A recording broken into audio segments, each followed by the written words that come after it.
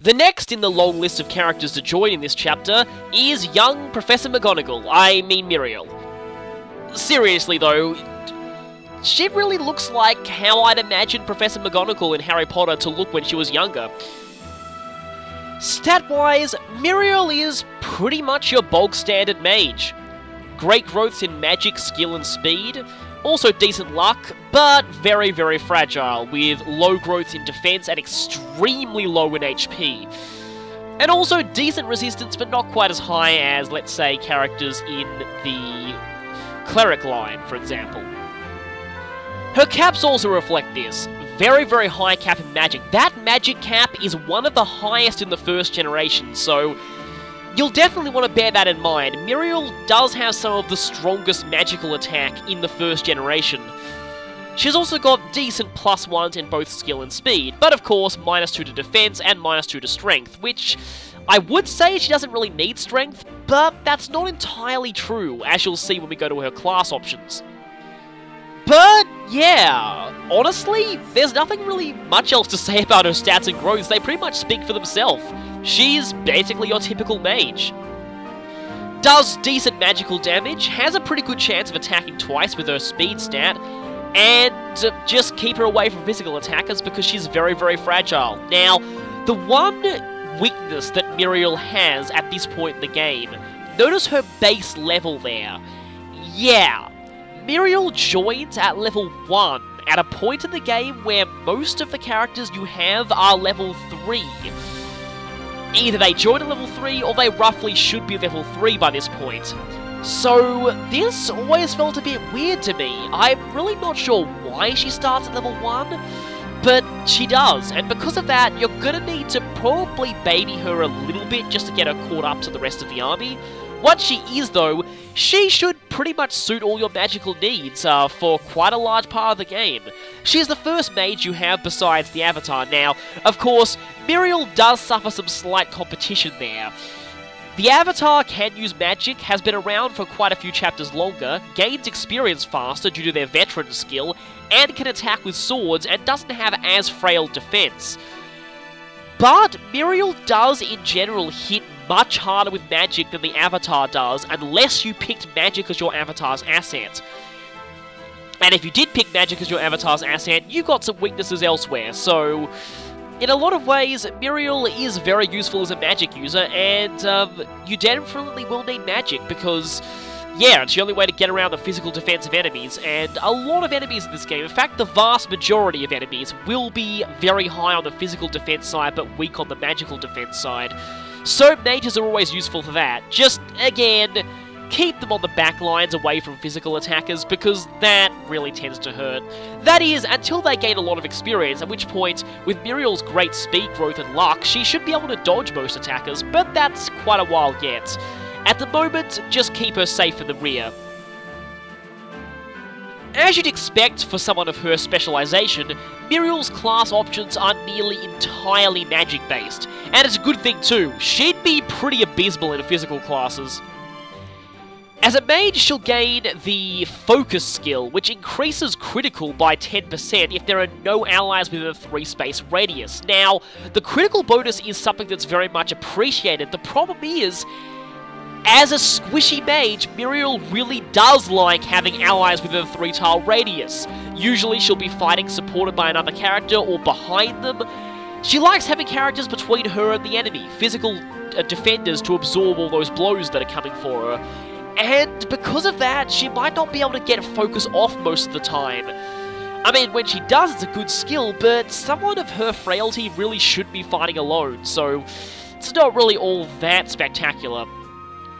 Her upgraded options for the Mage class are Sage and Dark Knight, and there's a very, very clear one of these she excels in.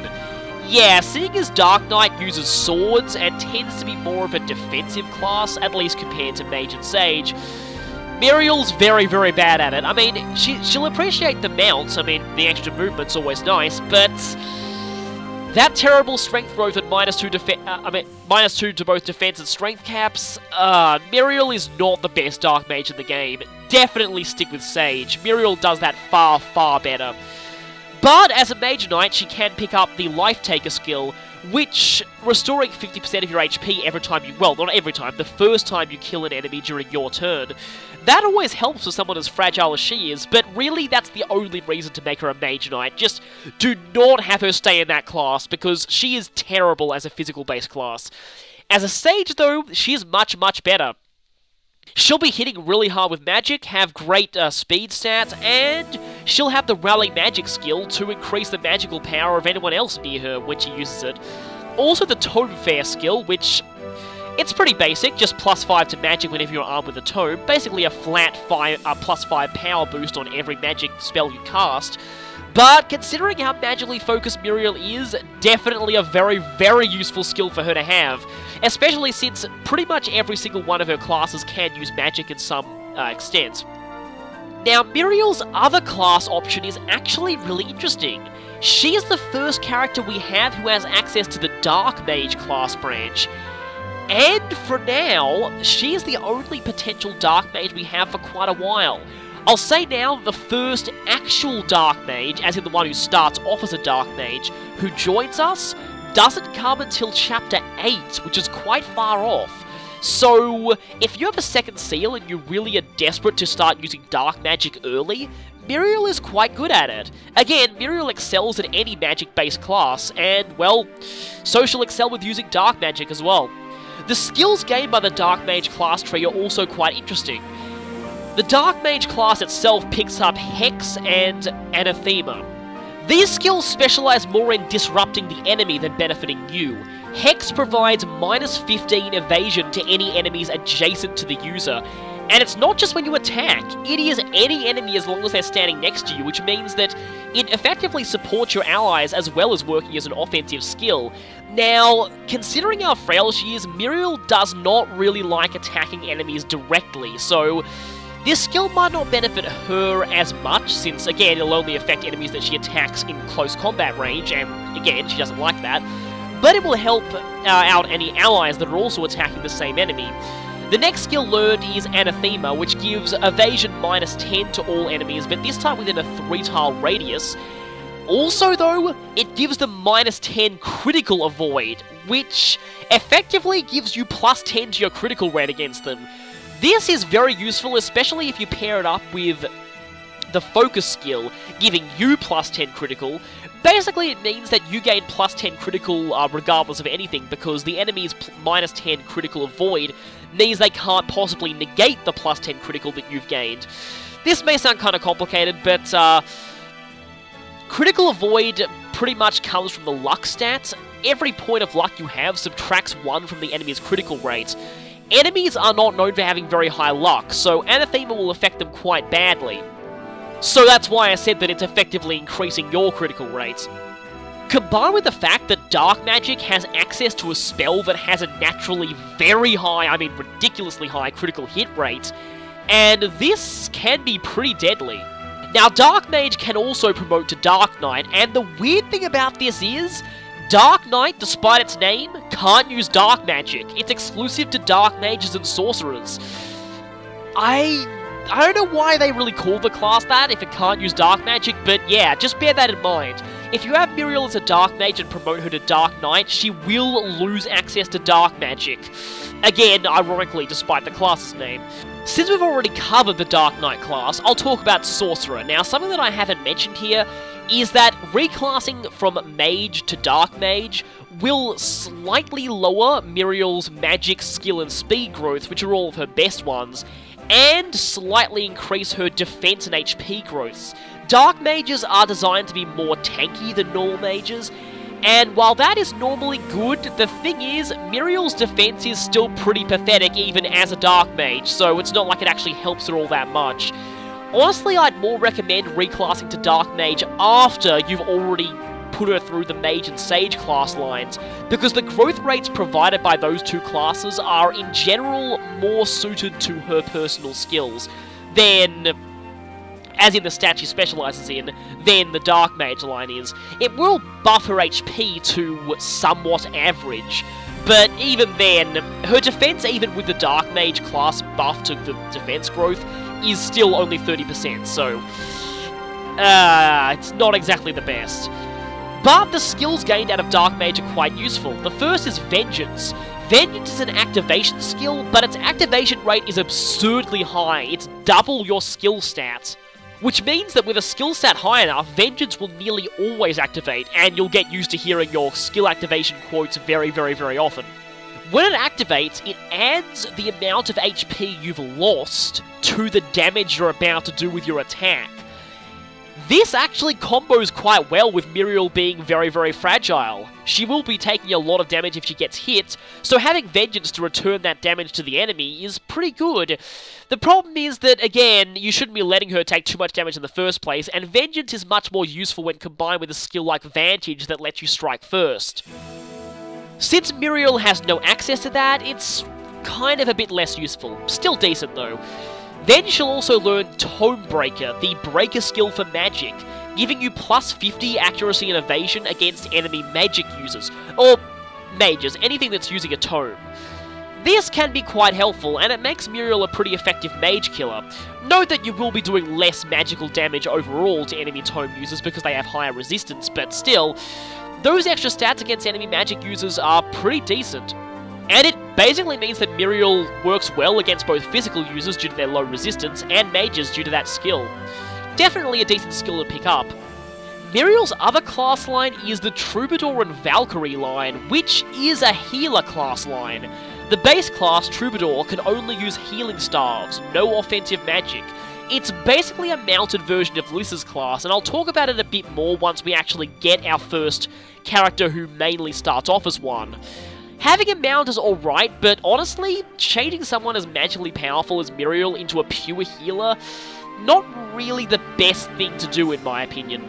I mean, if you're really desperate for a secondary healer besides Lissa early in the game, then you might want to do it, but even then, it's probably best to wait for the other healer who joins later, because by the time they do, that's probably the time that class changing will actually be accessible to you.